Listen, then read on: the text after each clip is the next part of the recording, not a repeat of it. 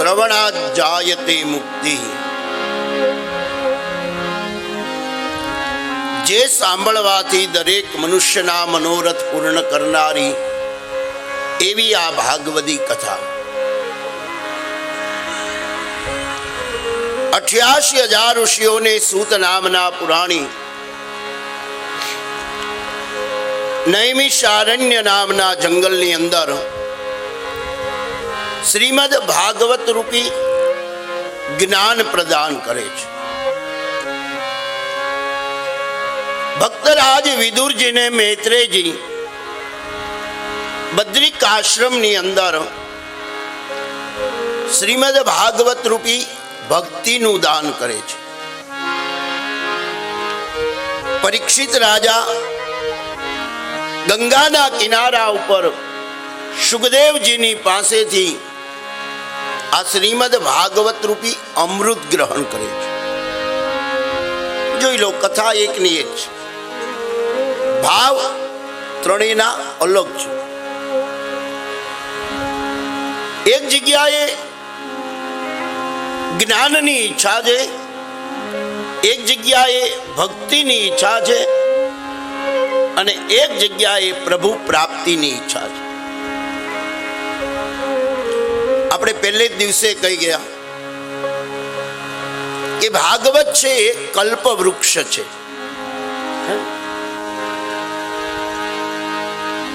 એની છાયામાં બેસી અને જે કંઈ મનોરથ કરીએ, જે કંઈ ઈચ્છા કરીએ, ઠાકોરજી એની ઈચ્છા પૂર્ણ કરે છે. ત્યારે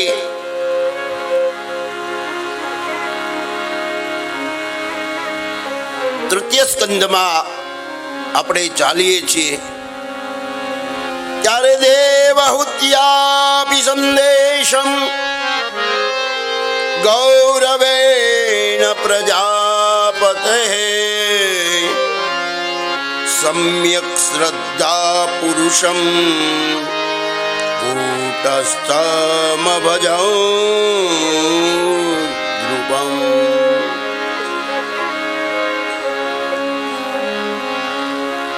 કર્દમ અને દેવહૂતિને વિશે ભગવાન કપિલ રૂપે પ્રગટ થયા.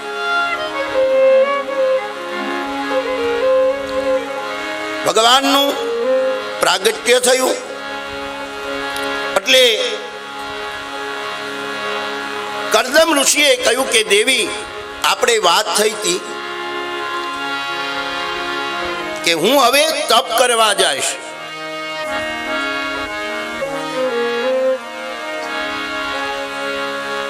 આપણે શરત હતી, આ દીકરાનું જતન કરો, હું તપ કરવા જાઉં છું. ત્યારે દેવહૂતિએ હાથ જોડ્યા, એ મહારાજ, આપ તપ કરવા જાઓ એમાં મને કોઈ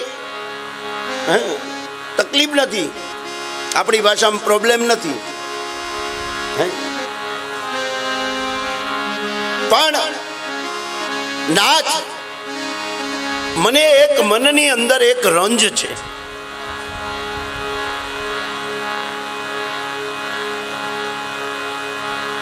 બોલો દેવી.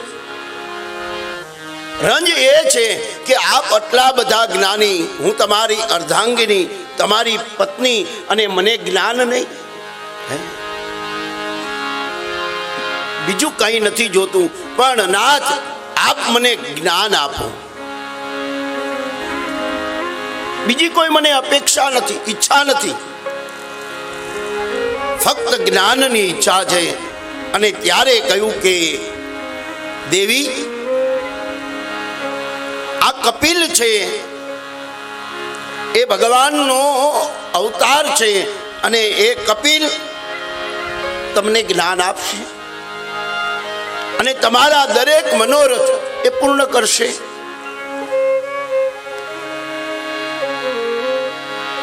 ઋષિ તપ કરવા ગયા. પછી તો કહ્યું હતું કે આ ભગવાનનો અવતાર છે, એટલે માં કપિલ ભગવાનનું બહુ બહુ બહુ જતન કરવા માંડ્યા.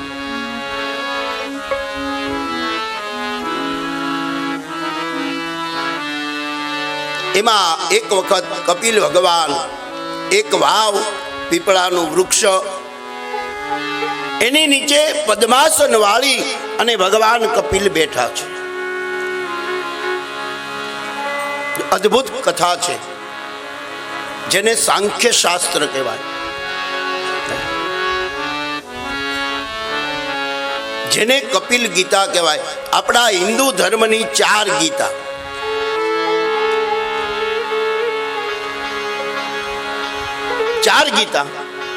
પહેલી ગીતા તો આપને બધાને ખબર છે કે કઈ ભગવદ ગીતા. પછી બીજી ગીતા આ કપિલ ગીતા. ત્રીજી ગીતા એ સતી ગીતા આવશે અને ચોથી ગીતા અવધૂત ગીતા કે જનક રાજાને નવ યોગેશ્વર જે જ્ઞાન આપે, દત્તાત્રેય 24 લક્ષ ગુરુ કર્યા, એ અવધૂત ગીતા. એમાં પહેલી ગીતા આપણે ભગવદ્ ગીતામાં મહાભારતની કથા આપણે સાંભળી. બીજી ગીતામાં પ્રવેશ કરીએ.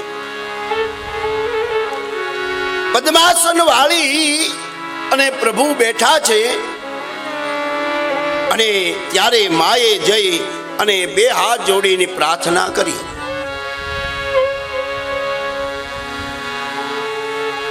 માં કેવી પ્રાર્થના કરે છે કે હે પ્રભુ, હે તાત, ત્વં ત્વાં ગતાહં શરણો શરણ્યમ સ્વભૃત્યુ સંસાર તરોઠારો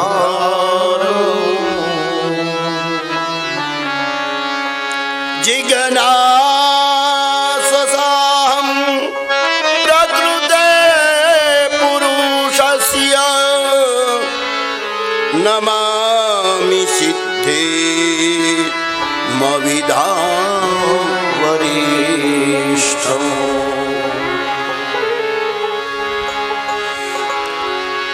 ત્વં ત્વાં શરણં શરણ્યમ. હે પ્રભુ, હે તાત, હે પુત્ર, મેં એવું સાંભળ્યું છે કે આપ શરણાગત વત્સલ છો અને આપને શરણે જે આવે છે એનો ક્યારે આપ ત્યાગ કરતા,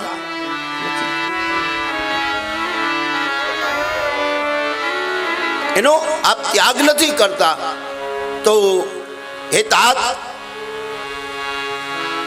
મને એક મનની અંદર સંશય છે કે સંસાર મૃત્યુ કુઠારમ.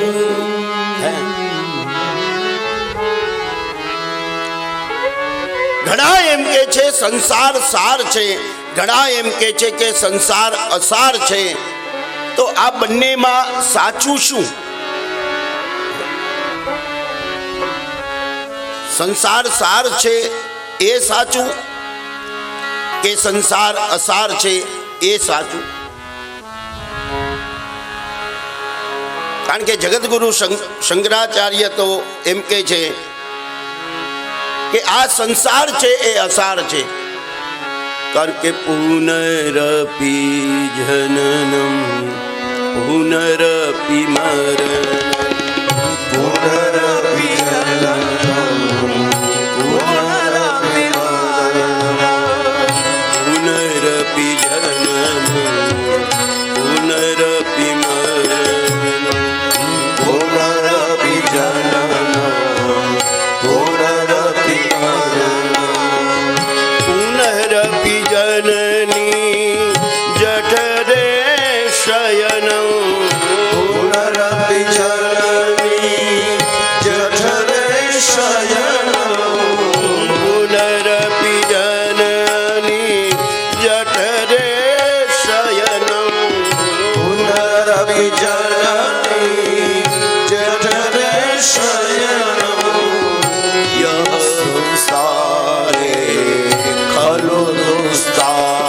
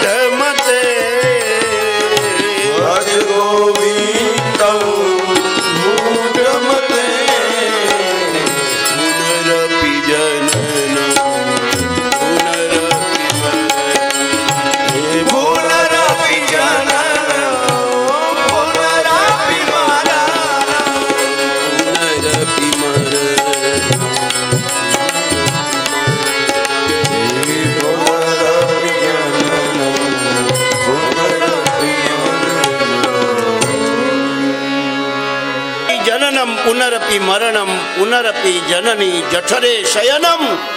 હે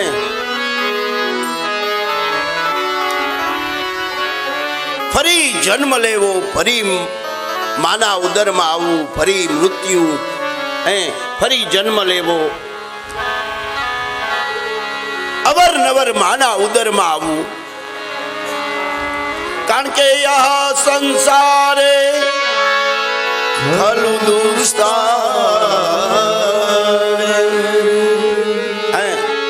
આ સંસાર છે ને એક કીચડ છે, કાદવ. એ કીચડમાં પડો ને, જેમ આગળ હાલો ને સંસારમાં આગળ હાલો એમ એમ ખૂદતા જઈએ. પણ એમાંથી કોણ પાર ઉતારે? કે કૃપયા પારે પાહી મુરારે.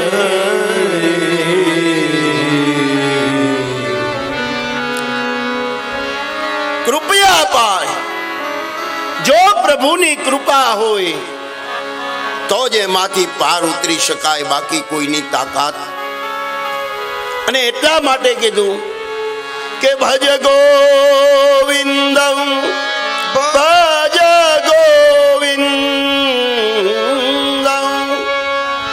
ગોવિંદમ ભજ મૂઢમતે ગોવિંદમ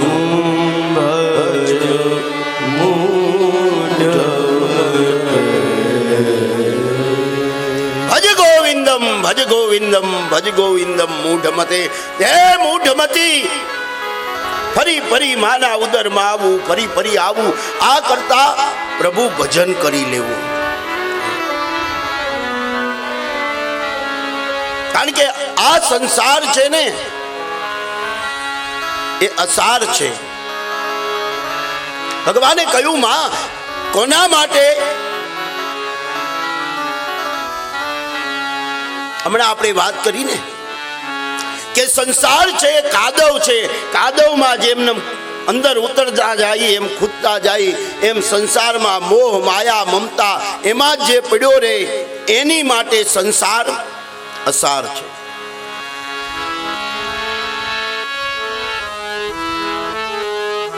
અને સંસાર સાર કોને માટે છે? ત્યારે કહ્યું કે એમાં, કારણ કે સરસો રહે સંસારમાં અને મન મારી પાસ. સરસો રહે સંસારમાં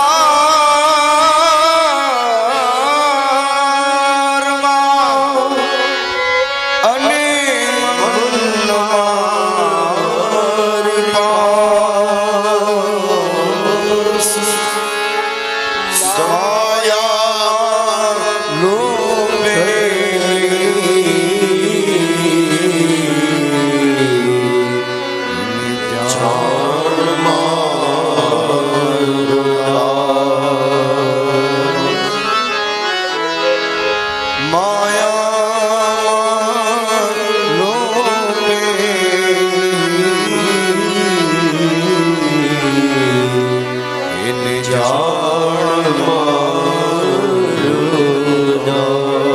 સંસાર એને માટે સાર છે કે રે સંસારમાં સંસારી કર્મ કર, તારી ફરજ છે અદા કર.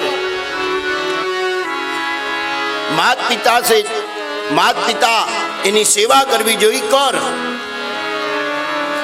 પત્ની બાળકો એનું પતિ બાળકો એનું જતન કરવું એ ફરજ છે, કર. પણ કઈ રીતે? જળ કમળવત. કમળની ઉત્પત્તિ શેમાંથી છે? જળમાંથી. પણ એ કમળ ક્યારે જળને સંગરતું? કમળની પાંખડી ઉપર એક જળનું બિંદુ, એક જળનું ટીપું એ પધરાવો, ટપ દઈને નીચે પડી જશે, એ સંઘર્ષે નહીં. એમ સંસારમાં રે પણ જળ કમળવત. માં જે સંસારમાં જળ કમળવત રહે ને એને માટે સંસાર સાર છે.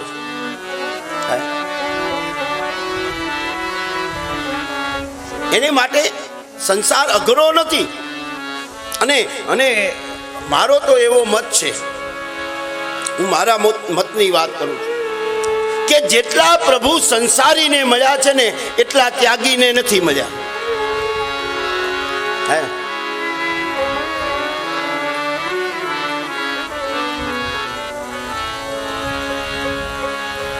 અને અમે તો એમ કહીએ છીએ કે ભાઈ કે સંસારની અંદર રહી અને પ્રભુની ભક્તિ કરીએ ને બહુ સારું રહે, બહુ ઓછામાં પતે, બહુ ઓછામાં પતે. અમે આ બ્રાહ્મણ બન્યા છીએ ને, અમે બ્રાહ્મણ બન્યા છીએ એટલે આમ અમને ખબર છે અમારી કરતા તમારે સારું છે.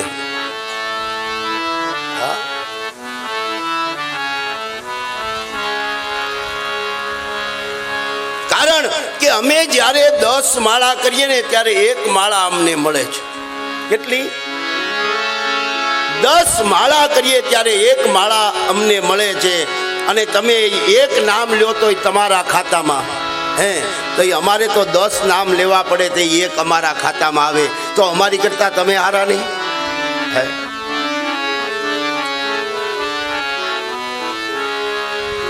હા હા દાદા, આશીર્વાદ દેવાય એમને, કારણ કે આપણી કઈ ખાંડ નથી આશીર્વાદની કોથળો ભરાય.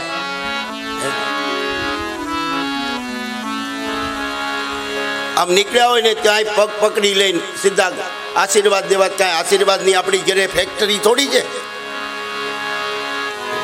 એ આશીર્વાદ ભેગા કરવા માટે 9 માળા તો આશીર્વાદમાં જ અમારી જાય. અને ખરેખર આ વરિયા પરિવારે હું ધાર્યું છે કઈ ખબર નથી. જે હોય પગ જ પકડી લે, ક્યાંક અમારું રહેવા દેજો ભાઈ. આ બધું ભેગા થઈને બધું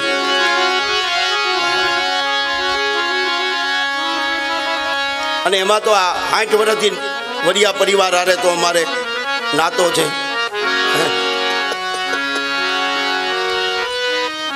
કારણ કે આ બધા બેઠા જાણેતા બેઠા જ એટલે એને ખબર છે 60 વર્ષથી અમારે નાતો છે. એટલે કહ્યું કે માં સંસારમાં રહી અને પ્રભુની પ્રાપ્તિ કરે જલ્દી થઈ જાય. પણ કઈ રીતે? જળ કમળવત ફરજ અદા કરે, કર્મ કરતો જાય, પણ ચિત્ત અને વૃત્તિ મારામાં હોય ને એને માટે સંસાર સાર છે. બીજો પ્રશ્ન કર્યો કે માં મનુષ્યને ભક્તિ પ્રગટ કરવી હોય તો ભક્તિ કેમ ઉત્પન્ન થાય? ભક્તિ કરવી હોય તો ભક્તિ કેમ ઉત્પન્ન થાય? પેલું તો ગંગા સતીએ પહેલા જ કીધું છે કે ભક્તિ રે કરવી ને રાગ થઈને રહેવું.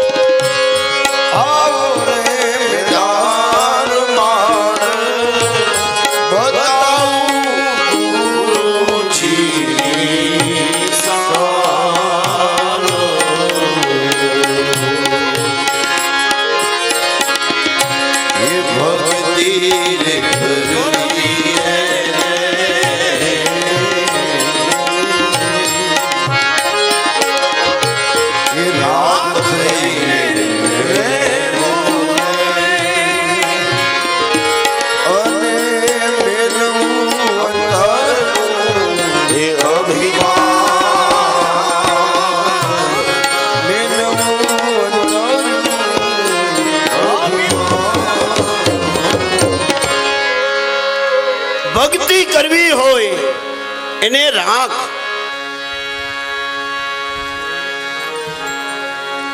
થઈ જવું જોઈએ. રાખ એટલે મોહ માયા મમતા અભિમાન માન બધું છોડી દેવું જોઈએ.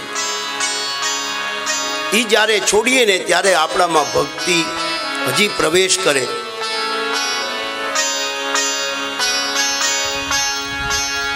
ભક્તિ પ્રવેશ કરે પછી આપને ભક્તિ લાગી છે એ ખબર કેમ પડી?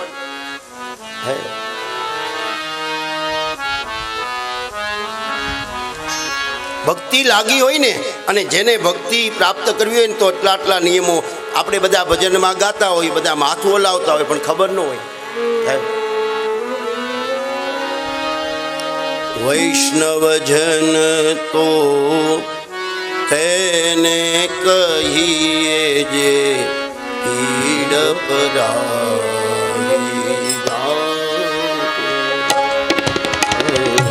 વૈષ્ણવજન તો તેને કહીએ પીડ પરાઈ.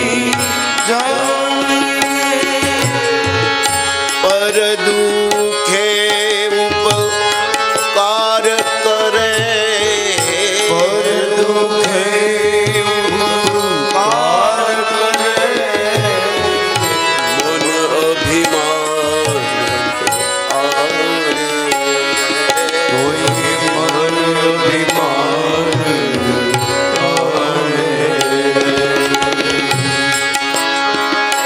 ભક્તિ કરવી હોય તો કેટલું કરવું પડે? આ આખું ભજન છે ને એ ભક્તિ પ્રગટ કરવાનું છે.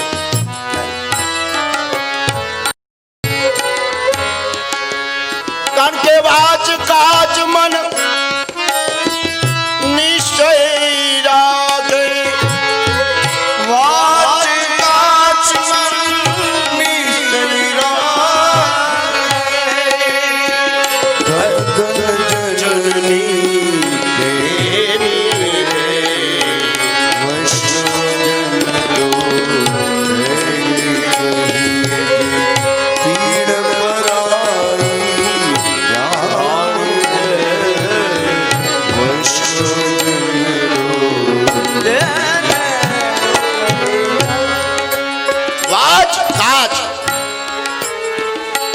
આનો અર્થ બહુ સમજવા જેવો, બહુ ગુડ છે. વાત એટલે વાણી, વાત એટલે વાણી. વાણી છે ને બ્રહ્મ છે. વાણીને જેમ તેમ બોલાય.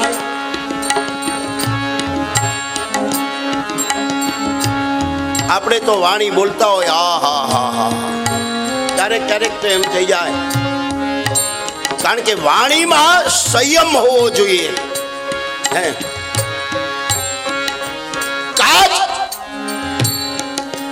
એટલે ચારિત્ર.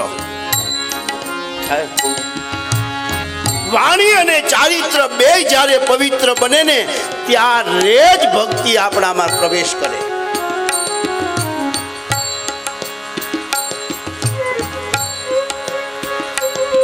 ઘણા ઘણા ઘણા ભજનો એના લખ્યા છે, પણ હવે આપણે તો જીવ થકી અસત્ય ન બોલે,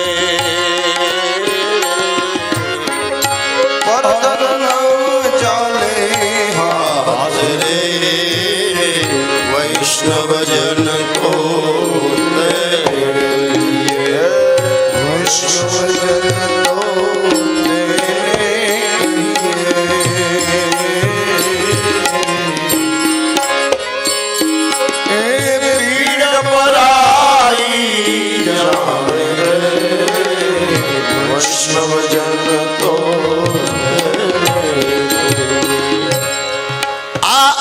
આ ભજન આખું આપણું ભક્તિ ઉત્પન્ન કરવાનું. ભક્તિ ક્યારે મળે?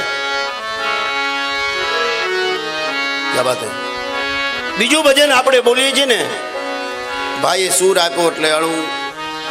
આ અમારી મોજ હોય ને. અને એક ખ્યાલ રાખજો ભાઈ, બ્રાહ્મણો જ્યારે મોજમાં આવે ને, પ્રસન્ન થઈ જાય ને, એટલે માનવાનું કે આપણા પિતરો પ્રસન્ન હોય ને તો જ બ્રાહ્મણ પ્રસન્ન થાય, નહીતર ન થાય. નહીતર બ્રાહ્મણ પ્રસન્ન ન થાય. આત્મ કોઈનો એ આનંદ પામે, ભલે સંતાપી લે મુજ આત્મને.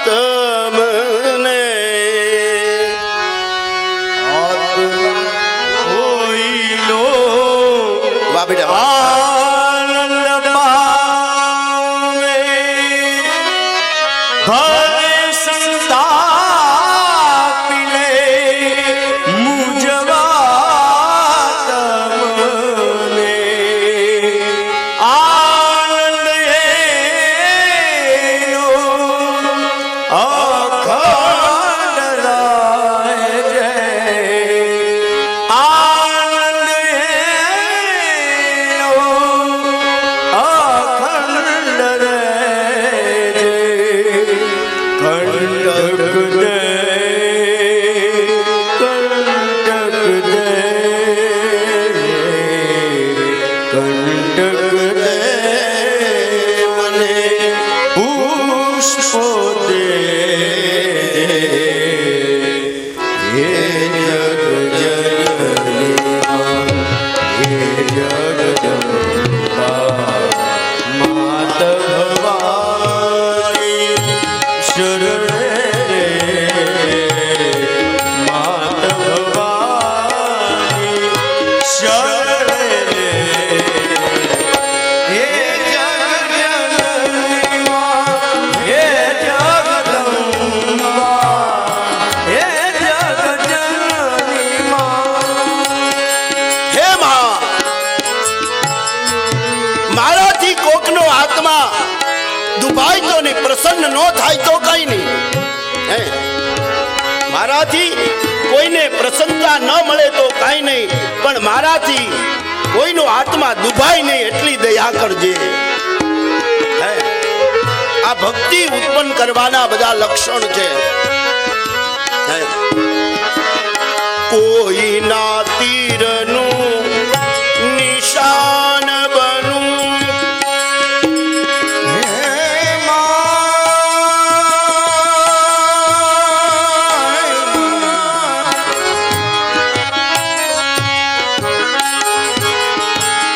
કોઈના તીરનું નિશાન બનીને દિલ મારું તું વિધાવા દે.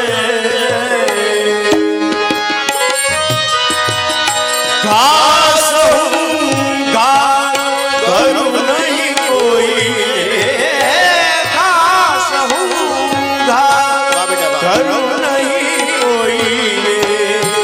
ઘાયલ થઈને, ઘાયલ થઈને, ઘાયલ થઈ બની રે રાતે.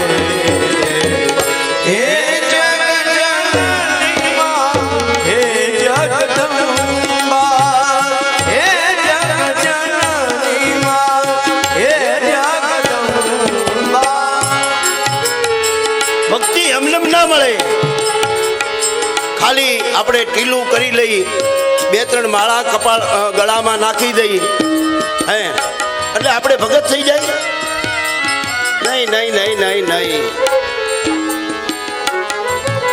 ભક્તિ તો આટલા ગુણ જ્યારે આપણામાં આવે ને ત્યારે માનવાનું કે આપને ભક્તિ મળે.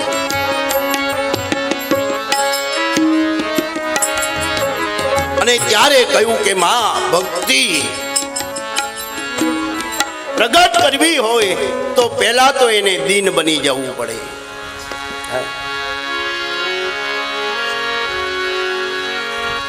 પછી કહ્યું કે તાત એ તો બરોબર, પણ ભક્તિ મળી ગઈ છે એ ખબર કેમ પડે? હે આ બધું કરતો હોય પણ ભક્તિ મળી હોય એ ખબર કેમ પડે? તો અમારા પિતાજી બોલતા હતા, બહુ સરસ વાણી બોલતા હતા. કારણ કે અમારા બધા પેઢી પર્યંત આ બધા જાણે છે, વરિયા પરિવાર. અને ઈ વાણી બોલતા કે ભક્તિ આવી ઈ ખબર પડે ને. કેમ ખબર પડે? કે જેનામાં ભક્તિ આવી હોય ને ઈ માણસ આંબા જેવો બની જાય. કે આંબો રે ફળે ત્યારે નીચો નમે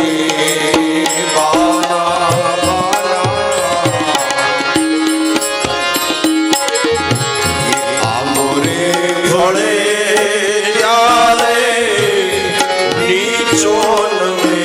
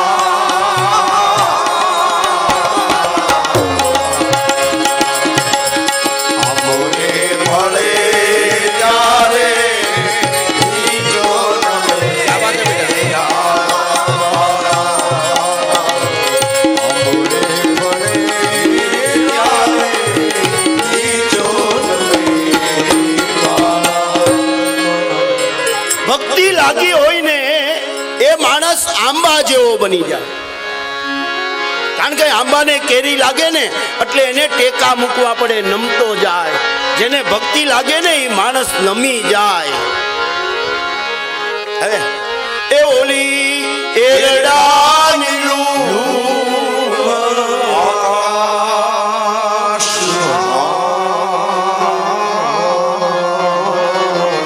એરડો એ તો હવે આપણે આ હાઇબ્રિડ બિયારણ આવી ગયું નાના. નતર પહેલાના જમાનામાં એરડા ઊંચા થતા. હે બધા જોયા હોય. હવે એને દિવેલ એરડિયું આવે ઝીણી ઝીણી હોય. હવે એને ઉતારવામાં તકલીફ થાય. નિસણી મૂકીને ઉતારવો હોય ને તો એક જણો નિસણી પકડે તો થાય. એરંડાને આધારે નિસણી ન રહે. કારણ કે એરંડો છે ને બટકનો હોય, કોલો હોય. હે ઉતારવામાં જો એ બટકી જાય તો પડી તો પછી શું થાય ખબર છે ને? હે એમ ભક્તિમાં ઊંચો ઊંચો થઈ જાય એરડા જેવો તો એ ક્યારે બટકીને પડી જાય નક્કી નહીં. પણ ભક્તિ લાગી હોય એ મનુષ્ય આંબા જેવો બની જાય. ભક્તિ આવી છે એનો પ્રભુએ માએ પૂછ્યું એટલે ભગવાને કહ્યું કે માં જેને ભક્તિ લાગે ને એ માણસ સરળ બની જાય. ગીતાજીમાં એ કહ્યું છે ને કે નિર્માન મોહા જીત સંગ દોષા અધ્યાત્મનિત્યા વિનમ્રત કામા દ્વંદ્વે વિમુક્તા સુખ દુઃખ સંગનયે ગચ્છન્તિ પૂરા પદમં વ્યયંત. ભક્તિ લાગે ને કેવો બને? નિર્માન મોહાજિત સંગ દોષા. એને કોઈ માનની અભિમાન હોય નહીં, એને માનની પડી ન હોય. સંગથી પર હોય. સંગ કોને? મારું દિવસ રાત એને સંગ નો હોય. નિવૃત્ત કામા. કામથી, કામ એટલે ઈચ્છા, ઈચ્છાથી પણ નિવૃત્ત હોય.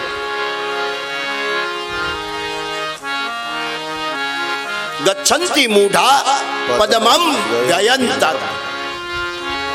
એવો મનુષ્ય જ મારા પદને પામે છે, બાકી નહીં.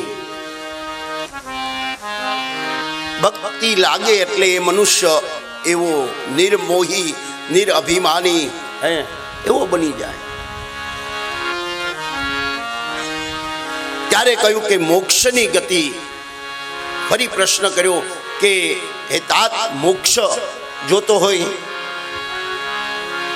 ભગવાન કે મોક્ષની ઈચ્છા વાળાને મોક્ષ તો મળે છે, પણ મારો અનન્ય ભક્ત હોય એ ક્યારેય મોક્ષની માગણી કરતો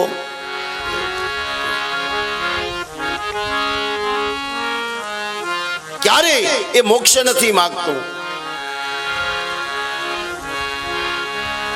કારણ કે મારા ભક્ત મુક્તિ ન માગે અને માગે જન્મ અવતાર.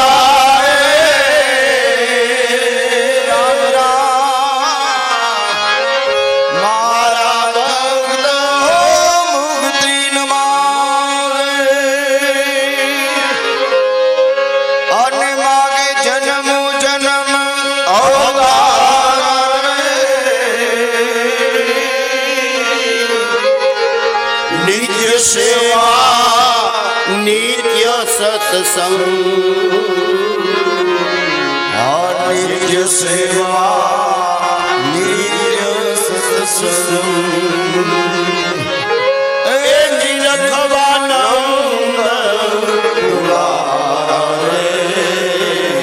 હરિના જન તો મુક્તિ માગે. હરિના જન તો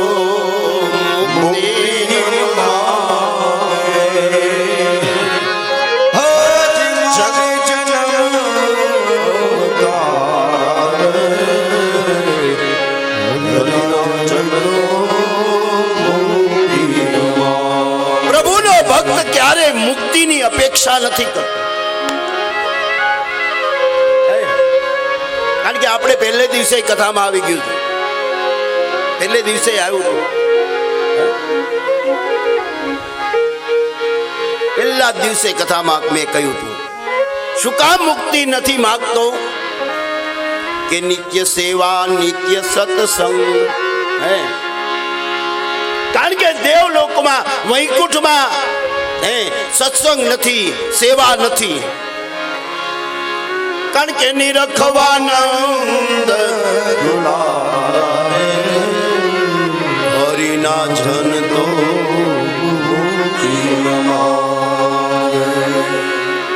પ્રભુનો ભક્ત ક્યારે મુક્તિની અપેક્ષા નથી કરતો.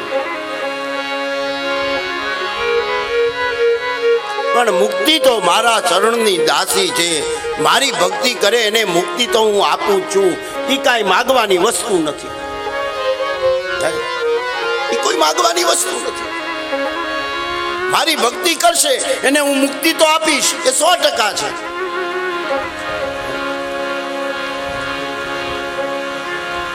પણ એ મુક્તિની અપેક્ષા નથી કરતો. ભક્તિ કરીને પ્રભુની પાસે માગે છે કે હે પ્રભુ, બીજો જન્મ મનુષ્યનો આપજે કે હું સત્સંગ કરી શકું, તારી ભક્તિ કરી શકું, દર્શન કરી શકું. યોગનું લક્ષણ.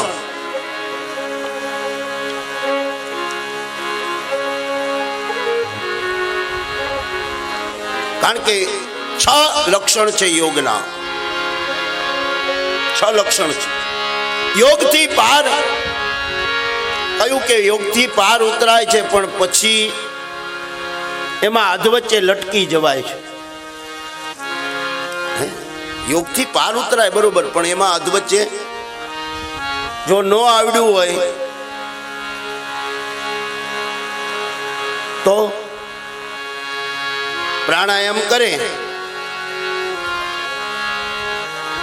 કુંભક રેચક જઈને બ્રહ્મરંધ્રમાં લઈને પાછો વાળતા ન આવડ્યો હોય તો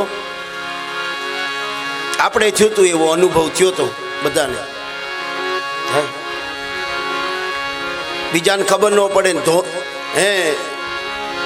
ચિત્તામાં નાખીને પૂરું કરી દે, ખબર ન પડે યોગમાં.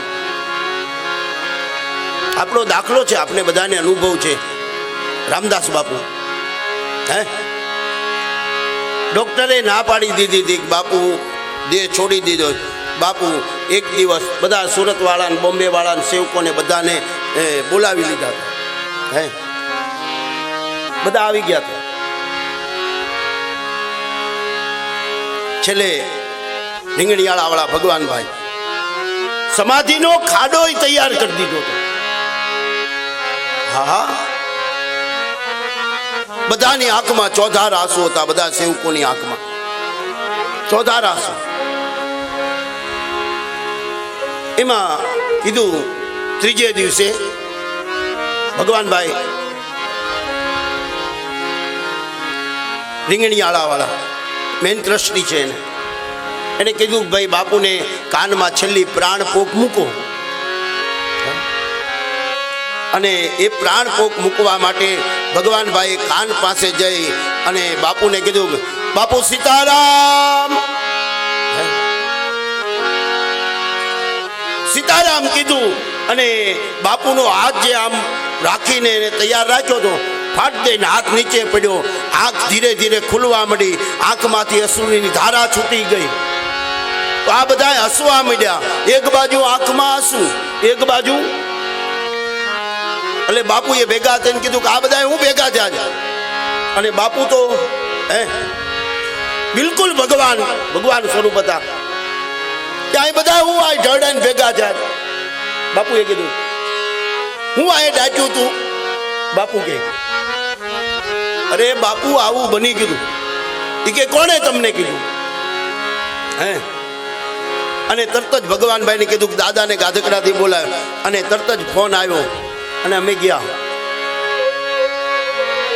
બપોરે દાદા શું કરો છો? કીધું કે ભાઈ પ્રસાદ લેવા ભોજન લેવા બેઠા છે. એ કે બધું મૂકી દો ને તમે જલ્દી આવો, બાપુ બોલાવે. ત્યાં ગયા એટલે બાપુ કે બીજું કાંઈ નહીં દાદા, હવે કથા કરો. આ થોડીક વાર રહી આ ઉતરી ગયો પ્રાણાયામ, નતર આ હમણાં ખાડો કર્યો છે, હમણાં આ દાટી દે.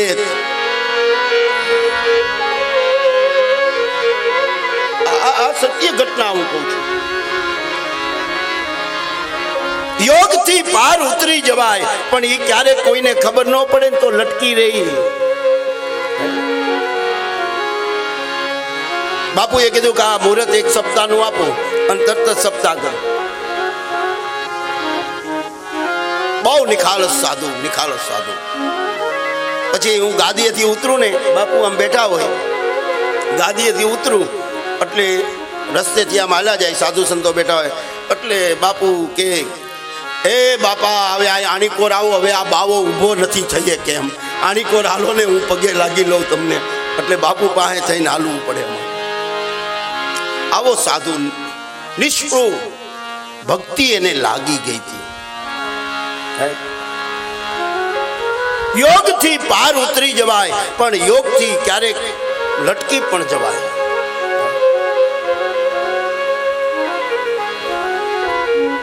પછી ઘોર સંસારનું વર્ણન કહ્યું કે એ તાત સંસાર એ ઘોર છે. ત્યારે કહ્યું કે હા, કારણ કે માના ઉદરની અંદર સ્થૂલ બંધાય, બીજનું રોપણ થાય, 1 મહિનો થાય એટલે બોરાકાર થાય, બીજે મહિને અંડાકાર થાય, 3જો મહિનો થાય એટલે એને મસ્તક, ખભા એ બધું આવી જાય, ઉત્પન્ન થાય. 4થે મહિને આખું શરીર એને ઉત્પન્ન થઈ જાય. 5મે મહિને એ નાડીઓથી વીંટળાઈ જાય અને 6થે મહિને એને અંદર પ્રાણ આવે. પછી 7મે મહિને માએ ખાધેલા તીખા ગરમ ખાટા એ ખોરાક એ કુણી ચામડીને સ્પર્શ કરે, એ ચામડી સહન નથી કરી શકતી, એટલે માની જમણીથી ડાબી કુખે ફરે, જેને આપણે ફરકે કહીએ. 7 મહિના થાય એટલે ઓરથી વીંટળાય.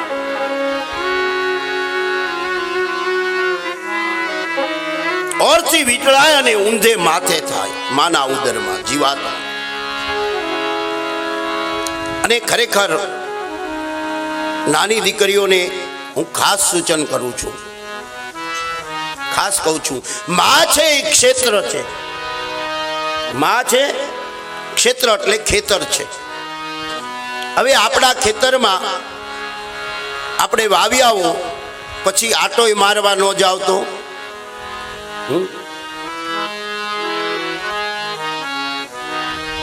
પછી દિવાળી ટાણે સીધી જ મોલાત લેવા જાય તો શું મળે એમાંથી? સાવ સહેલી ભાષામાં સમજાવું છું. શું મળે? કાંઈ મળે? તો એને શું કરવું પડે? વાવ્યા આવ્યા હે પછી મોલાત નીકળે એટલે બેલી હાંકવી જોઈએ, તરખો હાંકવો જોઈએ, નીંદવું જોઈએ, એનું જતન કરવું પડે ને. એમ બીજ રોપાણું પછી એનું જતન કરો જો સારા સંતાન જોતા હોય તો. અને હું તો દીકરીઓને કહું છું, બેટા બહારનું ખાતા હો ભલે ખાઓ, હું કોઈનો વિરોધ નથી કરતો, બને ત્યાં સુધી ન જ ખાવું જોઈએ, છતાં ખાતા હો તો ખાઓ, પણ આપને ખબર પડે કે આપણે સારા દિવસો છે એટલે એ ટાઈમે બહાર તો નહીં, હોટલ બોટલનું તો નહીં, પણ બને ત્યાં સુધી કોઈના ઘરનું ન ખાવું જો સારા સંતાન જોતા હોય.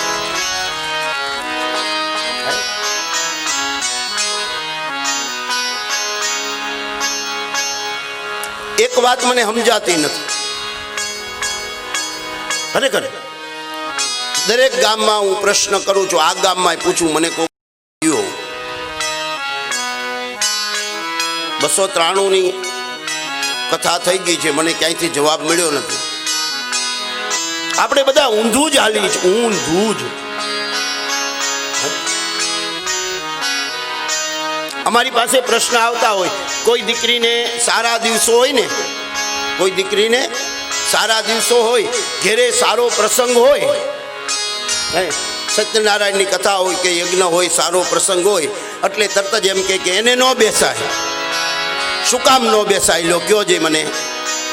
બેનો ભાઈઓને તો આમાં કાંઈ ખબર ન હોય એટલે એને નથી પૂછતું.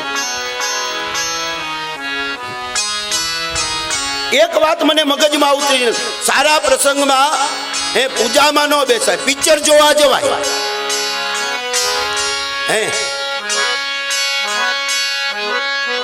પિક્ચર જોવા જવાય, અરે પકોડી ખાવા જવાય.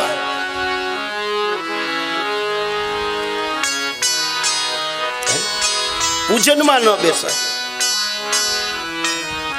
ક્યારેય હું તમને ના પાડી દઉં છું, ક્યારેય કોઈને ના નહીં પાડતા. શાસ્ત્રમાં તો એવું કહ્યું કે સારા દિવસો હોય એ દીકરી પાસે નિત્ય પૂજન એની પાસે જ કરાવાય જો સારા સંસ્કાર વાળા સંતાન જોતા હોય તો. પછી હવે પકોડી ખાધી હોય ને પિક્ચર જોયું હોય અને પછી છોકરા મોટા થાય ને મા બાપને વૃદ્ધાશ્રમમાં મૂકવા જાય, પછી આમ કે છોકરા આવા થયા. છોકરા આવા નહીં, આપણી ભૂલ છે, આપણે સુધારો, આપણી ભૂલ છે.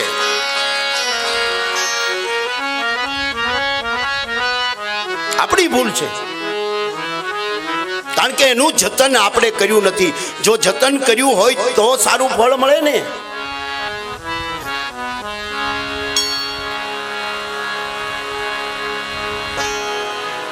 સારા દિવસો હોય, શાસ્ત્રમાં તો એવું કહ્યું કે સુતિકાનો વાયુ વાય ત્યાં સુધી દીકરીની પાસે સત્કર્મ એની જ પાસે કરાવા.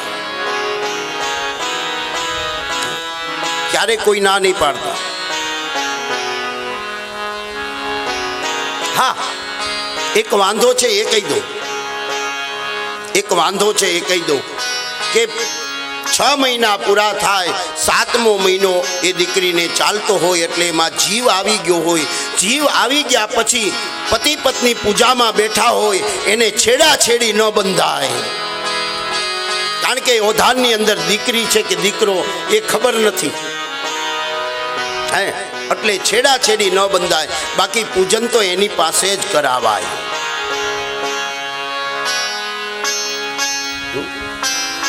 જો સારા સંતાન જોતા હોય તો. અને આ દીકરીઓ, નાની દીકરીઓની પાસેથી હું વચન માગું છું, બસ એક વચન મને આપી દો કે દાદા અમને સારા દિવસો હશે ત્યારે અમે કોઈ દિવસ બહારનું નહીં ખાઈ, કોઈના ઘરનું પણ નહીં ખાઈ, એવું એક વચન. આંગળી ઊંચી કરો દે છોકરીઓ. હાલો, આપણે કાંઈ કેવું નથી. આ કથા હું વાંચું ભાઈ, તમારું આ મારી આ બોલેલું બધું પાણીમાં જાય છે. બોલો.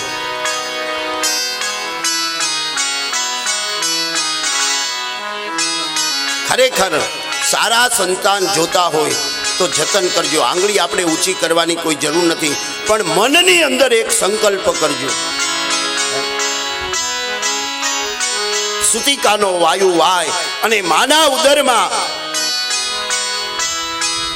7-8મો મહિનો પૂરો થાય અને શાસ્ત્રમાં કહ્યું છે કે માના ગર્ભની અંદર હોય ને એ બાળકને પૂર્વના 100 જન્મનું કર્મ યાદ આવે છે. કેટલા? 100 જન્મનું.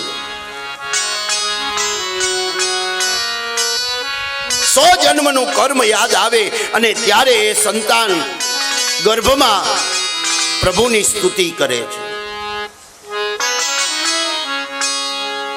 આમાં સ્તુતિ બતાવી છે ભાગવતમાં.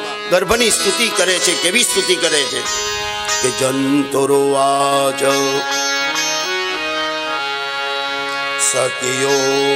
સત્યોપસન્ના મવિતમ જગચ્છયા તન્નાતનો ભૂ ચલ ચરણારવિંદમ સોહમ વ્રજામિ શરણમ યકૃતો ભયમ મે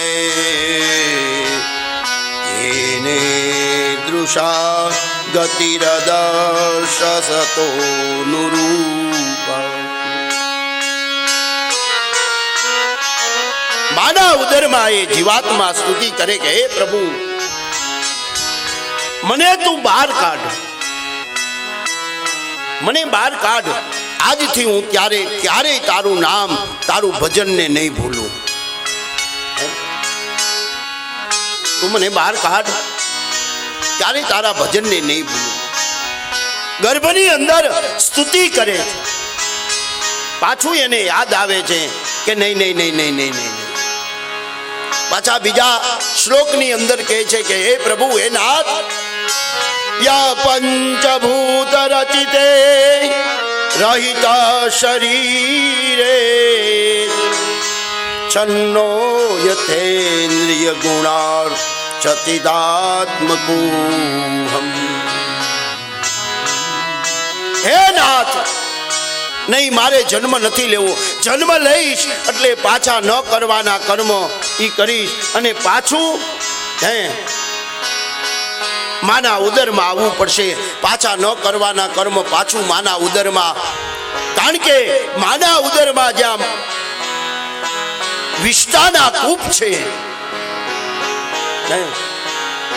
ત્યાં ઊંધા માથે આ જીવાત્મા એ પ્રભુની સ્તુતિ કરે. પ્રભુ, મારે જન્મ નથી લેવો. જન્મ લઈશ પાછા આધમ કર્મ કરી પાછું માના ઉદરમાં આવવું પડશે. એની કરતા મને આમનમ રહેવા દે. જીવાત્મા સ્તુતિ કરે.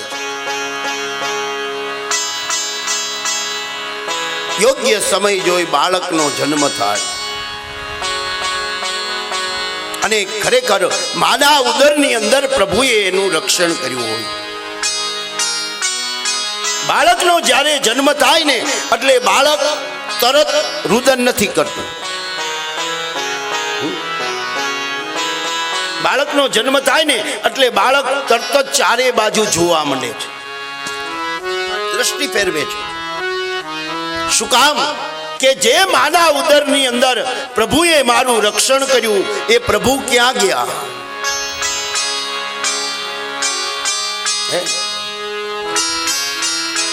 બે છોકરાઓ છે ડોક્ટર, એને તો ખબર હોય. હે,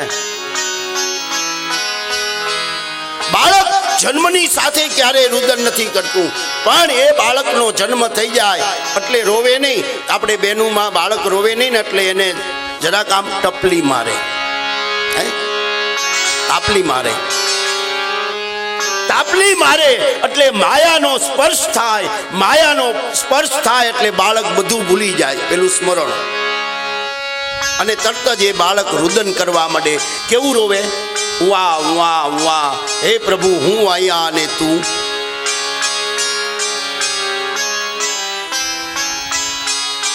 રુદન કરવા માંડે. જે જ્ઞાન માના ઉદરમાં હતું એ જ્ઞાન એનું નાશ થાય.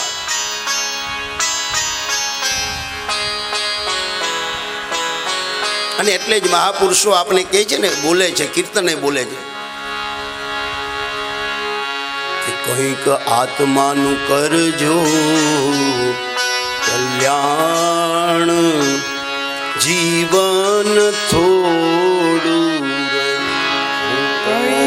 આત્માનું કરજો કલ્યાણ, જીવન આત્માનું કરજો કલ્યાણ, જીવન થોડું. આત્માનું કરજો કલ્યાણ, જીવન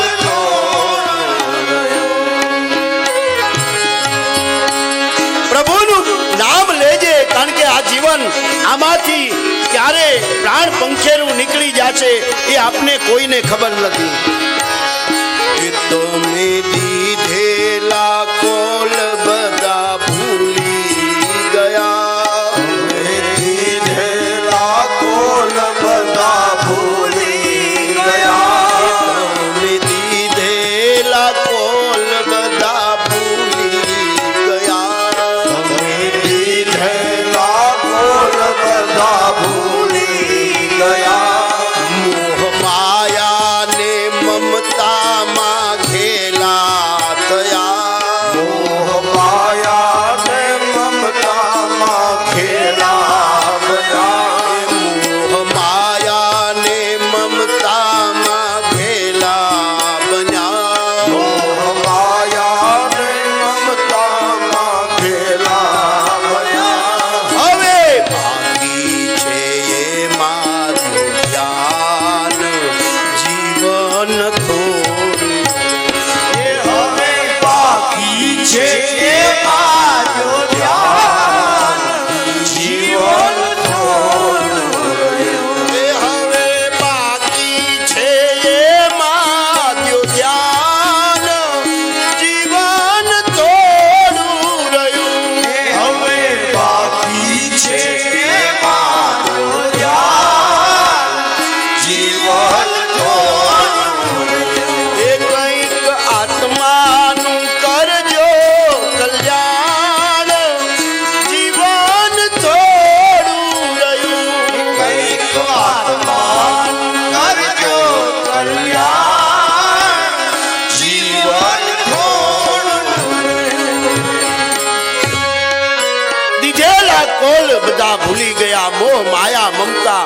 હે, જન્મ થાય માયાનો સ્પર્શ થાય એટલે રુદન કરે. રુદન કરી વાહ વાહ, હે પ્રભુ હું અહીંયા અને તું.